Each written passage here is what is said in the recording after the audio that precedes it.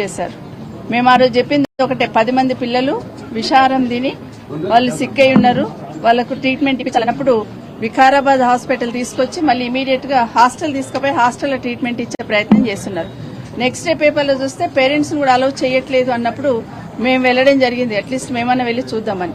అయినా కూడా మమ్మల్ని అక్కడ అలౌ చేయకుండా, అంటే పిల్లలకు బాగా సీరియస్గా ఉందని తెలిసినా కూడా ఒక రకమైన అంటే మభ్యపెట్టే ప్రయత్నం చేసే ప్రయత్నం ఈ ప్రభుత్వం చేసింది.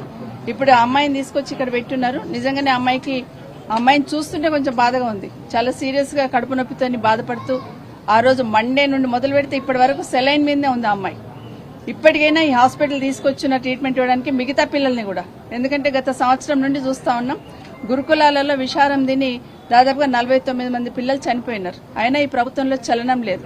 అట్లీస్ట్ గురుకులాలలో ఇట్లా జరుగుతుంది అన్నప్పుడు దాని వెనకాల ఏం చర్య తీసుకోవాలని కూడా పక్కన పెట్టేసి అక్కడ కూడా రాజకీయం వెతికే ప్రయత్నం చేస్తా ఉన్నారు. ఇప్పటికైనా ఈ ప్రభుత్వం పిల్లల జీవితాలతో చెలగాట మాడొద్దు. ఎందుకంటే గురుకులాలు అనేది దేశంలో ఎక్కడ లేని విధంగా కేసీఆర్ గారు స్థాపించి దాదాపు 5 లక్షల మంది పిల్లలు అక్కడ చదువుతా ఉన్నారు. వాళ్ళను ఉన్నత శిఖరాలకు అధిరోహించేటట్టు వాళ్ళను చదివించాలనే ప్రయత్నం కేసీఆర్ గారు చేస్తే ఈరోజు ఈ ప్రభుత్వం వచ్చిన తర్వాత ఒకరొక్కరు చావు బాటన పడతా ఉంటే బాధ అనిపిస్తా ఉంది. ప్రభుత్వం చిత్తశుద్దితో పనిచేయాల్సిన ప్రభుత్వం గాలి కొదిలేసి రాజకీయాల మీద పెట్టినంత దృష్టి ప్రజా సంక్షేమం మీద పెట్టట్లేదు ఈ ప్రభుత్వం. కాబట్టి ఇలాంటి దారుణమైన పరిస్థితులు ఏర్పడతా ఉన్నాయి. ఇప్పటికైనా తాండూరులో ఉన్న వికారాబాద్ హాస్పిటల్లో ఎవరికైతే ట్రీట్మెంట్ ఇప్పిస్తున్నారో ఆ పిల్లలను కూడా జాగ్రత్తగా మంచి ట్రీట్మెంట్ ఇప్పించి వాళ్లకు మంచి ఆహారం అందించేటట్టు చేయాలని. ఎందుకంటే వాళ్లకున్న పెండింగ్ బిల్స్ కానీ అలాంటివన్నీ ఇస్తేనే కదా వాళ్ళు చేసేది.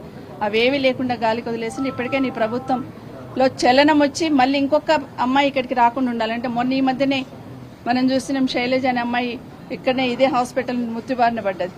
మళ్ళీ అట్లాంటి ఇన్సిడెంట్ జరగకుండా ఉండాలంటే, గురుకులాల పిల్లల హాస్పిటల్ బాట పట్టకుండా ఉండాలంటే ఈ ప్రభుత్వం బాధ్యతగా పనిచేయాల్సిన అవసరం కొంచెం ఇదిగానే ఉంది.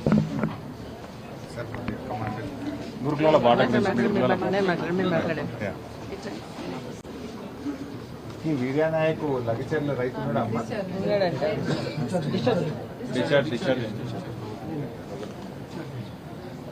10వ తేదీ నాడు తాండూర్ గిరిజన హాస్టల్లో విష ఆహారం తినడం వల్ల 10 మంది పిల్లలు ఆసుపత్రుల పాలైనట్టు మా దృష్టికి వచ్చింది. అది తెలిసిన వెంటనే గౌరవనీయులు మాజీ మంత్రివర్యులు సవితా ఇంద్రారెడ్డి గారు, గౌరవనీయులు సత్యవతి రాథోడ్ గారు ఇద్దరు కూడా ఆ పిల్లల్ని పరామర్శించుదాము, వాళ్ళ యోగక్షేమాలు తెలుసుకుందామని తాండూర్ ఆసుపత్రికి వెళ్లే ప్రయత్నం చేశారు. మరి ఆ రోజు నడి రోడ్డు మీద సవితక్కను సత్యవతి గారిని అరెస్టు చేసి కనీసం పిల్లల్ని చూడనీయకుండా చేశారు. నేను అడుగుతా ఉన్న ఈ ప్రభుత్వానికి, అంతా బాగుంటే ఎందుకు అంత ఉలికి పడతా ఉన్నారు? నిజంగా మీరు అంతా బాగా చూసుంటుంటే వీళ్ళు వెళ్లి పరామర్శిస్తే మీకు వచ్చిన ఇబ్బంది ఏంది అని నేను ప్రభుత్వాన్ని అడుగుతా ఉన్నా. అంటే ప్రభుత్వం ఎట్లా కనబడుతుందంటే, ఈ పిల్లలు ఆసుపత్రుల్లో ఉంటే ప్రభుత్వ వైఫల్యం బయటకు వస్తుందని, వాళ్ళ చేతగాంతనము వాళ్ళ తప్పిదాలు బయటకు వస్తాయని చెప్పి ఆసుపత్రుల్లో ఉండాల్సిన పిల్లల్ని తీసుకుపోయి హాస్టల్లోనే ట్రీట్మెంట్ ఇచ్చారు.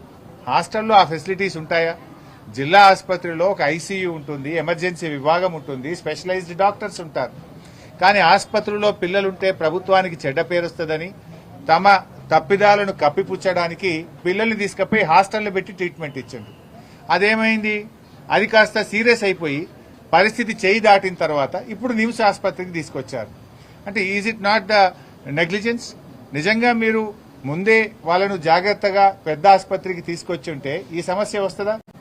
లాస్ట్ టైం వాంకిడి, ఆదిలాబాద్ జిల్లా వాంకిడిలో కూడా ఇలాంటి సంఘటన జరిగితే ముందు వాంకిడి ఆసుపత్రికి తీసుకుపోయి, తర్వాత ఆసిఫాబాద్ ఆసుపత్రికి తీసుకుపోయి, ఆడికెళ్ళి మంచిర్యాల దవాఖాన తీసుకుపోయి చేతులు దాటినాక నిమ్స్ ఆసుపత్రికి తీసుకొస్తే పాప ముక్కు పచ్చలారని బిడ్డ శైలజ నిమ్స్ ఆసుపత్రిలో చావుతో పోరాడి చివరికి మరణించింది.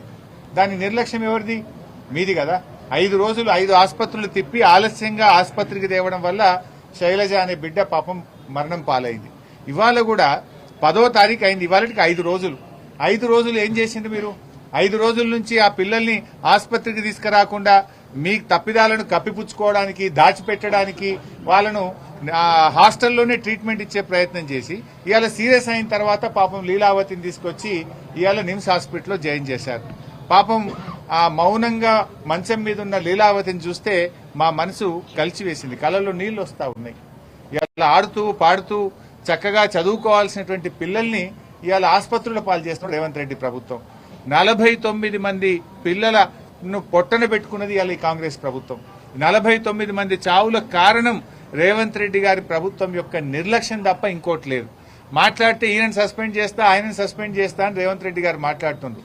సస్పెండ్ చేయాల్సింది నిన్ను, ఎందుకంటే మెస్ బిల్లులు ఇవ్వకపోవడం వల్ల, సకాలంలో వాళ్ళకి రావాల్సిన బకాయిలు చెల్లించకపోవడం వల్ల నాణ్యత లోపించింది. తప్పు నీ దగ్గర పెట్టుకొని నువ్వు వార్డెన్ల మీదనో లేకపోతే ఆ గురుకుల ప్రిన్సిపాల్ల మీద వాళ్ళని బెదిరిస్తే ఏమొస్తుంది? ఇప్పుడు 6 నెలల బిల్లులు పెండింగ్ పెట్టినావు, 5 నెలల బిల్లులు పెండింగ్ పెట్టినావు. నిన్న మేము గట్టిగా హాస్టళ్లకు పోయి మేము తిడితే నిన్న కొన్ని బిల్లులు ఇచ్చిండ్రు. ఎప్పుడు? నిన్న. మేము మొన్న మా సవితక్క పోతే నేను హాస్టల్లో పొన్న పోయి బీఆర్ఎస్ గొంతు విప్పితే నిన్న కొన్ని బిల్లులు ఇచ్చిండ్రు. ఇప్పటికి కూడా చాలా చోట్ల ఇంకా కూడా పెండింగ్ లో బిల్స్ ఉన్నాయి. ఇవాళ పిల్లలకు షూస్ ఇయ్యలే, ప్లేట్ ఇయ్యలే, గ్లాస్ ఇయ్యలే, చెంచాలు ఇయ్యలే, కనీసం అన్నం సరిగా పెట్టలేవు, మెనూ సరిగా ఫాలో కానటువంటి పరిస్థితి ఉంది. ఇవాళ ఎక్కడ చూసినా గురుకుల పాఠశాలల్లో పాము కాట్లు, కుక్క కాట్లు, ఎలుకల కాట్లు, కరెంటు షాకులతో పిల్లలు ఆసుపత్రుల పాలవుతున్నారు. విషాహారంతో ఆసుపత్రుల పాలవుతున్నారు. నిన్న కూడా నల్లగొండ జిల్లా కేతపల్లి అనే మండల కేంద్రంలో సాయి గణేష్ అనే ఒక విద్యార్థి పాము కాటుకు గురై ఇవాళ ఆసుపత్రుల పాలైపోయిన పరిస్థితి. అంటే ప్రతిరోజు ఎక్కడో ఒక దగ్గర హాస్టళ్లలో విషాహారం గాని, పాము కాట్లు గాని ఇవాళ పిల్లలు ఇబ్బంది పడుతున్నటువంటి పరిస్థితి. ఇది పూర్తిగా ప్రభుత్వ వైఫల్యం. ఇవాళ దురదృష్టం ఏంటంటే అన్ని శాఖలకు ఆయన్నే మంత్రి. విద్యాశాఖ ఆయన్నే, సాంఘిక సంక్షేమ శాఖ ఆయన్నే, గిరిజన శాఖ ఆయన్నే. అన్ని శాఖలు నీ దగ్గర పెట్టుకుని ముఖ్యమంత్రి దగ్గర ఉన్న శాఖల్లోనే పిల్లలు ముక్కుపచ్చలారని పిల్లలు చనిపోతా ఉంటే is it not CM failure? నీ ఫెయిల్యూర్ ను కప్పిపుచ్చుకోవడానికి, నీ యొక్క తప్పిదాన్ని కప్పిపుచ్చుకోవడానికి నేను వార్డెన్లను సస్పెండ్ చేస్తా, ఈయనను సస్పెండ్ చేస్తా, నోరు పెద్దగా చేసుకొని మాట్లాడుతున్నావు. ఇది ముమ్మాటికి ప్రభుత్వం యొక్క వైఫల్యం. ఇంకా బాధ ఏంటంటే చూడ్డానికి పోయినటువంటి ప్రతిపక్ష నాయకుల్ని కూడా అరెస్ట్ చేస్తుంటారు. అక్కడ రాహుల్ గాంధీ గారేమో నన్ను బోనిస్తలేరు, నేను ప్రతిపక్ష నాయకుడిని అంటావు. మరి ఇక్కడ ప్రతిపక్ష నాయకుడు మధుసూనాచారి గారిని అరెస్ట్ చేస్తావు. జిల్లాలో 15 ఏళ్లు సీనియర్ మంత్రిగా పనిచేసిన సబితా ఇంద్రారెడ్డి గారిని అరెస్ట్ చేస్తా ఉంటావు. నువ్వు అరెస్టులతో కాదు పరిష్కారం, మమ్మల్ని చూడనీయకపోవడం కాదు పరిష్కారం. నువ్వు మంచిగా కడుపు నిండా పిల్లలకు నాణ్యత ప్రమాణాలతో కూడిన భోజనం పెట్టు, పిల్లలకు బిల్లులు విడుదల చేయి. చలికాలం వచ్చింది, ఇవాళ మంత్రులంతా ఏదో యాత్ర పట్టిండ్రు, ముఖ్యమంత్రి పోతుండట. సంతోషం, ఐ వెల్కమ్. కనీసం ఏడాది తర్వాతనన్నా ప్రతిపక్షం తిడతా ఉంటే, ప్రతిపక్షం మీ తప్పిదాలు ఎత్తి చూపుతుంటే ఏడాది తర్వాతనన్నా ఇవాళ పోతున్నారు, చాలా సంతోషం. పోయిన కాడ చూడండి, చలికాలం ఆడపిల్లలు చలిలో వణికిపోతున్నారు. అక్కడ ఉండేటువంటి సోలార్ ప్యానెల్స్ కోతులు అన్ని చెడగొట్టినాయి అంటున్నారు. ఆ సోలార్ ప్యానెల్స్ బాగు చేస్తారా? పిల్లలకు వేడి నీళ్ల సరఫరా ఎట్లా చేస్తారో దాని మీద ప్రయత్నం చేయండి. పిల్లలకు ఇంకా షూస్ ఇవ్వలేదు. సోషల్ వెల్ఫేర్ రెసిడెన్షియల్ స్కూళ్లలో 4 జతల బట్టలు ఇవ్వాల్సిన చోట 1 జత బట్టలు కూడా ఇవ్వలేదు. అవి చూడండి, చాలా చోట్ల వాళ్ళ బాత్రూమ్స్, వాష్రూమ్స్ సరిగా లేవు, డోర్లు సరిగా లేవు. చలికాలం కిటికీలు సరిగా లేక తలుపులు దెబ్బతిని అక్కడక్కడ చలిలో పిల్లలు వణికిపోతున్నటువంటి పరిస్థితి ఉన్నది. మీరేదో ఫోటో పోజులు ఇచ్చుడో లేకపోతే షో పుటప్ చేసిన మాని హాస్టల్లన్నీ కూడా కలియదిరిగి పిల్లలతో ఇంటరాక్ట్ అయ్యి పురుగులన్నం ఎందుకు పెడుతుండ్రో అడగండి.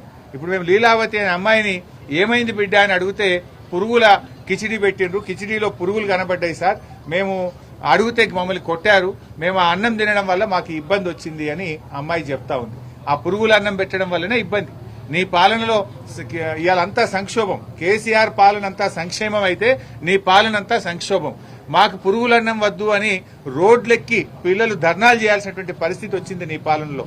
సో ఈరోజు ప్రభుత్వం వెంటనే ఇప్పటికీ కూడా హాస్టళ్లలో పనిచేసే అవుట్ సోర్సింగ్ ఉద్యోగులకు 4-5 నెలల నుంచి జీతాలు పెండింగ్ ఉన్నాయి. హాస్టళ్లలో ట్యూషన్ చెప్పే ట్యూటర్ల జీతాలు ఇంకా కూడా పెండింగ్ లో ఉన్నాయి. మెస్ బిల్లులు ఇంకా పెండింగ్ లో ఉన్నాయి. వాటన్నిటిని కూడా విడుదల చేసి, నువ్వు గ్రీన్ ఛానల్లో పెట్టినా మాటలు చెప్తున్నావు. గ్రీన్ ఛానల్ మాటలకే పరిమితమైంది తప్ప గ్రీన్ ఛానల్లో నిధులు విడుదల కావడం లేదు. మొన్న సిద్దిపేటలో నేను సోషల్ వెల్ఫేర్ రెసిడెన్షియల్ హాస్టల్ కి వెళ్తే 6 నెలల నుంచి బిల్లులు పెండింగ్ లో ఉన్నాయని హాస్టల్ వార్డెన్ చెప్పారు. అంటే మరి గ్రీన్ ఛానల్ ఏమైనట్టు? గ్రీన్ ఛానల్ ఉంటే 6 నెలలు హాస్టల్ బిల్లులు పెండింగ్ లో ఉంటాయా? అంటే నీ ప్రభుత్వం మాటలకు ఎక్కువ, చేతలకు తక్కువ అన్నట్టుగా తయారైంది. నువ్వు ఢిల్లీ పెద్దల మీద ఉన్న ప్రేమ మన హాస్టళ్లలో ఉండే పిల్లల మీద నీకు లేదు. ఢిల్లీ పెద్దలను ప్రసన్నం చేసుకోవడానికి ఢిల్లీ చక్కర్లు ఎక్కువ కొడుతున్నావు తప్ప గురుకులాల్లో చదివే పిల్లల గురించి పట్టించుకునే సోయి నీ ప్రభుత్వానికి లేకపోయింది. ఈ రోజు ఆ భగవంతుని కూడా మేము ప్రార్థిస్తా ఉన్నాం. లీలావతి తొందరగా కోలుకోవాలని, తిరిగి చక్కగా అమ్మాయి చదువుకోవాలని, పైకి రావాలని ఆ భగవంతుని ప్రార్థిస్తా ఉన్నాం. ప్రభుత్వం ఇప్పటికైనా ఈ కప్పిపుచ్చడాలు మానుకొని ఎక్కడన్నా ఏదైనా సంఘటన జరిగితే ఆ పిల్లల్ని మంచి ఆసుపత్రికి తీసుకొచ్చి మంచి వైద్యం ఇప్పించే ప్రయత్నం చేయాలి. ఇప్పుడు తాండూరులో కూడా ఇంకా 9 మంది పిల్లలు హాస్పిటల్లో ఉన్నారని తెలిసింది. ఒకవేళ వాళ్ళు బాగుంటే చాలా సంతోషం. ఏదైనా ఇబ్బంది ఉంటే వాళ్ళని కూడా నిమ్స్కి తెచ్చి మంచి వైద్యాన్ని అందించాలని ప్రభుత్వాన్ని కోరుతున్నాం.